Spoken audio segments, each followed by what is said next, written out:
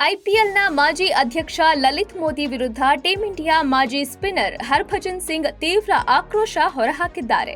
2008ರಲ್ಲಿ ವೇಗಿ ಎಸ್ ಶ್ರೀಶಾಂತ್ಗೆ ಕಪಾಳ ಮೋಕ್ಷ ಮಾಡಿದ ವಿಡಿಯೋ ಸಂಬಂಧ ಹರ್ಭಜನ್ ಕಿಡಿಕಾರಿದ್ದಾರೆ.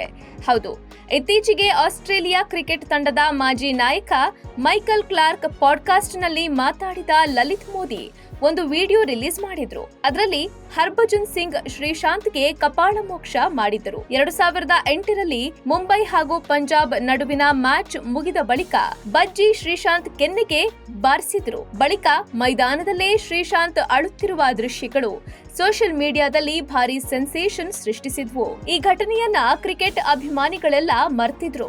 ಇದೀಗ ಲಲಿತ್ ಮೋದಿ ಈ ವಿಡಿಯೋ ರಿಲೀಸ್ ಮಾಡುವ ಮೂಲಕ ಮತ್ತೆ ಸಂಚಲನ ಎಬ್ಬಿಸಿದ್ದಾರೆ. ಇದೇ ವಿಚಾರವಾಗಿ ಹರ್ಭಜನ್ ಸಿಂಗ್ ಪ್ರತಿಕ್ರಿಯೆ ನೀಡಿದ್ದಾರೆ. ಇತ್ತೀಚೆಗೆ ಗಣೇಶ ಹಬ್ಬದ ಆಚರಣೆ ವೇಳೆ ಇನ್ಸ್ಟೆಂಟ್ ಬಾಲಿವುಡ್ ಜೊತೆ ಮಾತಾಡಿದ ಹರ್ಭಜನ್ ಸಿಂಗ್ ವಿಡಿಯೋ ಸೋರಿಕೆಯಾದ ರೀತಿ ತಪ್ಪು ಎಂದ್ರು. ಈ ಘಟನೆ ನಡೆಯಬಾರದಿತ್ತು. ಇದರ ಹಿಂದೆ ಸ್ವಾರ್ಥದ ಉದ್ದೇಶವಿರಬಹುದು.